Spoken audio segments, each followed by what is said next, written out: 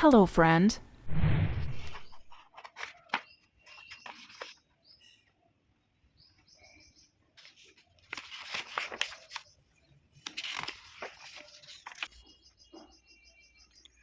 ब्रह्मांड का अध्ययन खगोलीय कहलाता है। ब्रह्मांड दिखाई पड़ने वाले समस्त आकाशीय पिंड को ब्रह्मांड कहते हैं। ब्रह्मांड विस्तारित हो रहा है। ब्रह्मांड में सर्वाधिक संख्या तारों की है। तारा वैसा आकाशीय पिंड जिसके पास अपनी उष्मा तथा प्रकाश हो तारा कहलाता है। तारों का जीवन काल अत्यधिक लंबा होता है वह एवं विभिन्न अवस्थाओं से होकर गुजरता है। तारा बनने से पहले गैस का गोला होता है। जब विरल गैस केंद्रित तो घने बादल के समान छा जाते हैं जिन्हें निहारिका नेबुला कहते हैं। जब इन नेबुला में संलयन विधि द्वारा दहन की प्रक्रिया प्रारंभ हो जाती है तो वह तारा रूप ले लेता है। तारे में हाइड्रोजन का संलयन ही में होते रहता है। तारे में ईंधन प्लाज्मा अवस्था में रहता है। तारों का रंग उसके पृष्ठ ताप पर निर्भर करता है। नीला व सफेद रंग युवावस्था उच्च तापमान, नारंगी रंग प्रौढ़ मध्य तापमान, लाल रंग वृद्ध निम्न तापमान 6000 डिग्री सेल्सियस। तारों का भविष्य उसके प्रारंभिक द्रव्यमान पर निर्भर करता है। लाल दानव रेड गेंट, जब तारा सूर्य का ईंधन समाप्त होने लगता है तो वह लाल दानव का रूप ले लेता है और लाल दानव का आकार बड़ा होने लगता है। केस वन, यदि लाल दानव का द्रव्यमान सूर्य के द्रव्यमान के 1.44 1.44 गुणा से छोटा है तो वह श्वेत वामन बनेगा। श्वेत वामन व्हाइट ड्वार्फ, इसे जीवाश्म तारा कहते हैं। छोटा तारा अंतिम रूप से श्वेत वामन अवस्था में ही चमकता है। काला वामन, श्वेत वामन जब चमकना छोड़ देता है तो वह काला वामन का रूप ले लेता है। उस प्रकार छोटे तारों का अंत हो जाता है। अब ये देख सकते हैं आप, इसको समझाया गया है।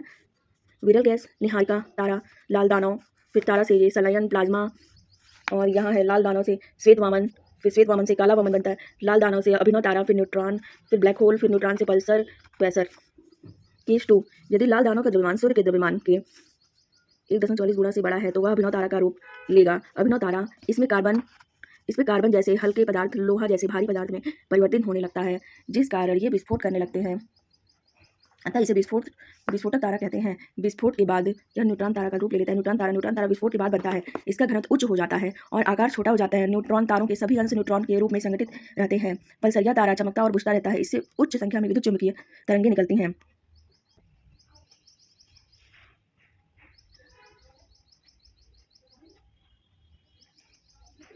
यह तीव्र रेडियो तरंगे उत्सर्जित करते हैं।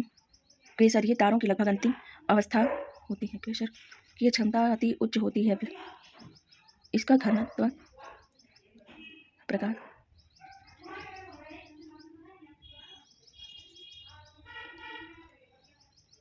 ब्लैक होल की चुंबकीय क्षमता भी अधिक होती है। ये श्वेत वामन और काला वामन को भी अपनी ओर खींच लेता है। तब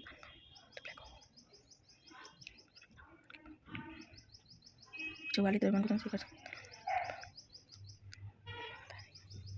एस चंद्रशेखर को संयुक्त रूप से नाभिकीय खगोल भौतिकी में W.A. फाउलर के साथ 1983 में ईस्वी में नोबेल पुरस्कार दिया गया।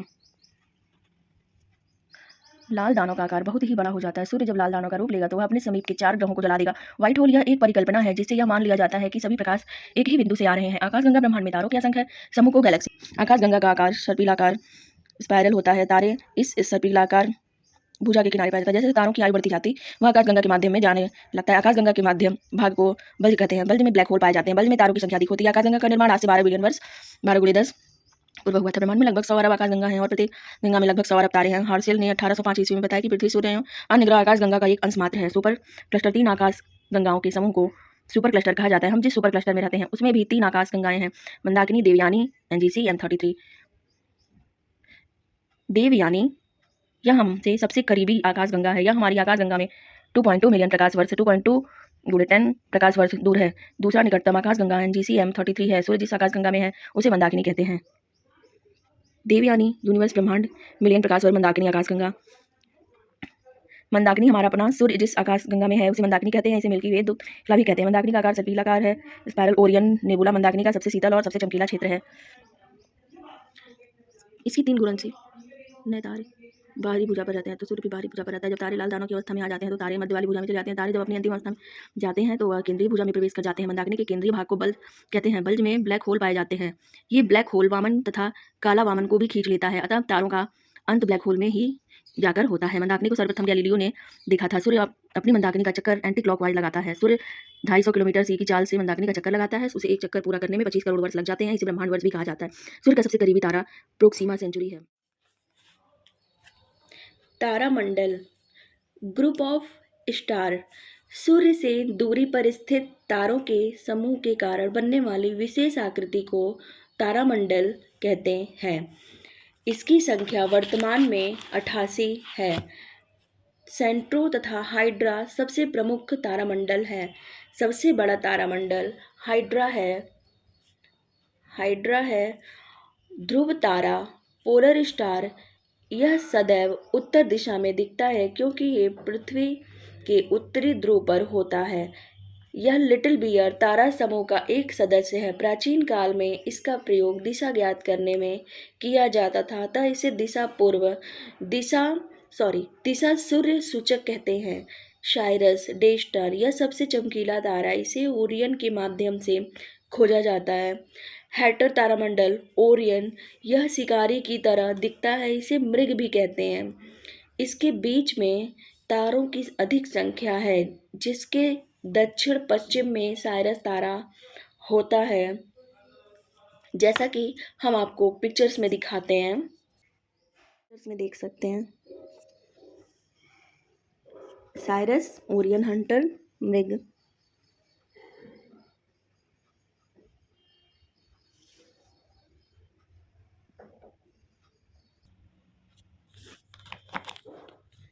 बृहद सप्तऋषि उर्सा मेजर, यह 7 तारों का एक समूह है। इसके ऊपरी तारे के ठीक सामने ध्रुव तारा अवस्थित रहता है। फिर हम बात करते हैं लघु सप्तऋषि उर्सा मेजर, यह भी 7 तारों का एक समूह है, किंतु देखिए यह सप्तऋषि के उल्टे आकार का होता है। इसके सहयोग से भी ध्रुव तारा को ढूंढा जाता है। लघु सप्तऋषि, बृहद सप्तऋषि, ये ध्रुव तारा सी पिक्चर्स में आपको दिख रहा होगा। ये नक्षत्र, कॉन्स्टलेशन, सूर्य के समीप तारों के समूह को नक्षत्र कहते हैं। इसकी संख्या 27 है। भारतीय मनीषियों ने एक 28वें नक्षत्र अभिजीत की भी परिकल्पना की है। सूर्य एक महीने में 2.25 नक्षत्र को पार करता है, 2.25 नक्षत्र को पार करता है। भारतीय ज्योतिष पर इसका प्रभाव देखा जाता है। ये आप पिक्चर्स देख सकते हैं। सौरमंडल, नक्षत्र, तारा, आकाशगंगा, क्लस्टर, ब्रह्मांड, बिग बैंग, 10 बिलियन, कण, स्पेस टाइम, तारा, आकाशगंगा, क्लस्टर, ब्रह्मांड। कुछ प्रमुख नक्षत्र: चित्रा, हस्त, विशाखा, श्रवण, धनिष्ठा, माघा, आद्रा, अनुराधा, रोहिणी आदि। ब्रह्मांड की उत्पत्ति का सिद्धांत: बेल्जियम के पादरी जॉर्ज लेमन-तेरे ने महाविस्फोट बिग बैंग का सिद्धांत दिया। इसके अनुसार 15 बिलियन वर्ष पहले एक अति उच्च घनत्व वाले तारा में महाविस्फोट हुआ। इसी विस्फोट के फलस्वरूप कई आवेशित कण जैसे EPN, न्यूट्रिनो, ETC का निर्माण हुआ। इसी विस्फोट के बाद से स्पेस का निर्माण हुआ तथा समय की गणना प्रारंभ हुई। कण आपस में संकेंद्रित होकर तारों का निर्माण कर लिए। कई तारे मिलकर आकाशगंगा का निर्माण कर लेता है। 3 आकाशगंगा मिलकर सुपर क्लस्टर का निर्माण कर लिए। कई सुपर क्लस्टर मिलाकर ब्रह्मांड बनाता है। हबल नामक वैज्ञानिक ने बताया कि यह ब्रह्मांड विस्तारित हो रहा है। अंतरिक्ष में छोड़े गए हब्बस नामक दूरदर्शी से इस विस्तार का पता चलता है। उन्होंने आकाशगंगाओं के बीच बढ़ रही दूरी के आधार पर सिद्ध किया। विद्वानों का मानना है कि ब्रह्मांड को विस्तारित करके कोई शक्ति है जो इसे खींच रही है, अतः जब यह शक्ति समाप्त होगी तो ब्रह्मांड पुनः सिकुड़ना चालू हो जाएगा और सिकुड़कर पुनः अपनी प्रारंभिक अवस्था में चला जाएगा, तब इसे सुपर क्रंच कहा जाएगा। फिर आते हैं हम सौरमंडल के उत्पत्ति सिद्धांत संबंधी सिद्धांत पर। सूर्य तथा उसके आसपास के क्षेत्र को सौरमंडल कहा जाता है। इसकी उत्पत्ति संबंधी कई सिद्धांत प्रचलित हैं। मोनोस्टारिक तारा सिद्धांत: इस सिद्धांत के अनुसार सौरमंडल का निर्माण सूर्य के ही टुकड़ों से हुआ है। इस सिद्धांत को 2 विद्वानों ने दिया। गैसीय सिद्धांत, इसे कांट महोदय ने दिया। इसके अनुसार सूर्य की घूर्णन गति के कारण सूर्य की बाहरी परत अलग हो गया तथा ठंडा होकर ग्रहों का निर्माण कर लिया। इस सिद्धांत को आविष्कार कर दिया गया। निहारिका नेबुला सिद्धांत, इसे लाप्लास ने दिया। इसके अनुसार सूर्य की बाहरी परत ठंडी हो गई किंतु आंतरिक परत गर्म बनी रही, जिस कारण इसका बाहरी भाग टूटकर अलग हो गया और इसी अलग हुए भाग से ग्रहों का निर्माण हुआ।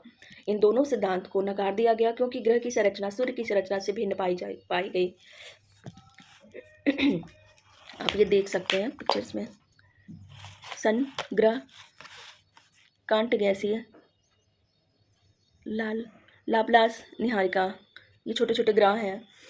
डुअल स्टार थ्योरी, इस सिद्धांत के अनुसार सौर मंडल का निर्माण दो तारों से हुआ। इस सिद्धांत को दो विद्वानों ने दिया, चैम्बरलिन। इसके अनुसार सूर्य के समीप एक विशाल तारा था जिसके गुरुत्वाकर्षण के कारण सूर्य का ऊपरी भाग टूट गया और ऊपरी भाग अलग हो गया, जिससे सौर मंडल का निर्माण हुआ।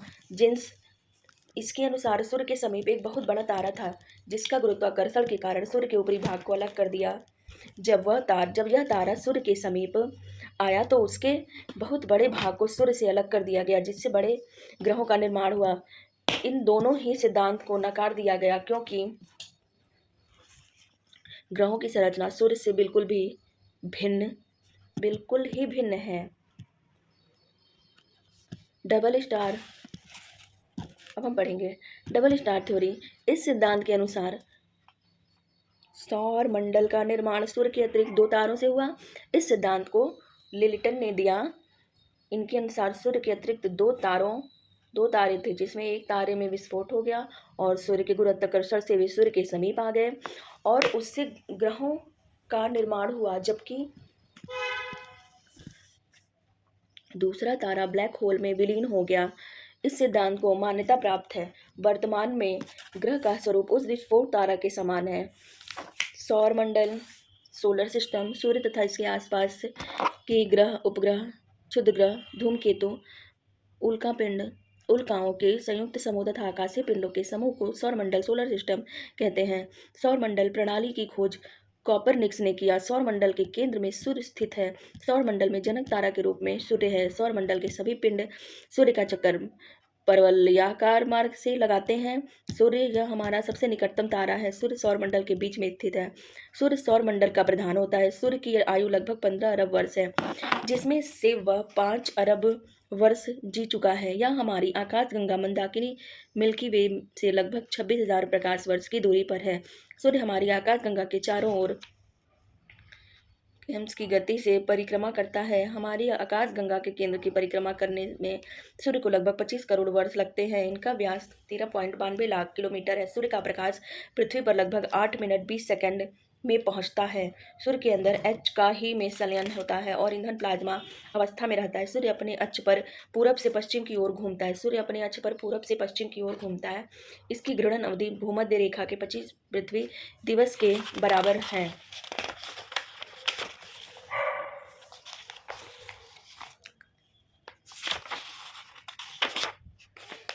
आंतरिक संरचना के आधार पर सूर्य को 3 भाग में बांटते हैं। कोर यह सूर्य के मध्य भाग है। इसका तापमान लगभग 15 मिलियन सी है। इसी में H का ही में संलयन होना है। यह प्लाज्मा अवस्था है। यहीं पर नाभिकीय संलयन की अभिक्रिया होती है जिससे अपार ऊर्जा निकलती है। विकिरण मंडल, कोर में हुए संलयन के फलस्वरूप कई प्रकार की किरणें विद्युत चुंबकीय विकिरणों के रूप में निकलती हैं जो रेडियोटाइप जोन में दिखती है। इसमें एक्सरे, वाई किरण तथा फोटॉन पाए जाते हैं। संवहन मंडल, इसमें H2 के बने सेल पाए जाते हैं जो अंदर की ओर बड़े होते हैं तथा बाहर की ओर छोटे होते हैं और इन्हीं के बीच से ऊर्जा का आगे संवहन होता है। सौर उज्ज्वला, सोलर फ्लेम, जब कोर में बहुत अधिक ऊर्जा बन जाती है तो वह सूर्य की तीनों परतों को पार करके H2 को सेल चीरती हुई सूर्य की सतह को छोड़कर सौरमंडल में प्रवेश कर जाती है। उज्ज्वला के पास तापमान कम है, उसके पास ऊर्जा भी कम रहती है और उसे सूर्य वापस खींच लेता है। उज्ज्वला के पास तापमान अधिक रहता है, वह सौरमंडल में दूसरे ग्रहों तथा पहुंच जाती है। जब ये पृथ्वी के करीब से गुजरता है तो गुरुत्वाकर्षण के प्रभाव में आकर पृथ्वी पर गिरने लगता है, किंतु वायुमंडल इसे विचलित कर देता है और पृथ्वी को जलने से रोकता है। इस कारण 3 घटनाएं उत्पन्न होती हैं। पृथ्वी पर संचार में बाधा आती है, एक ध्वनि उत्पन्न होती है जिसे वल्शर कहते हैं, एक रंगीन प्रकाश उत्पन्न होता है जिसे अरोरा कहते हैं। उत्तरी गोलार्ध में इस प्रकाश में अरोरा बोरियोलिस तथा दक्षिणी गोलार्ध में इस प्रकाश को अरोरा ऑस्ट्रियोलिस कहते हैं। ये आप पिक्चर्स में देख सकते हैं, देखिए ये कितने अच्छे से दिया हुआ है।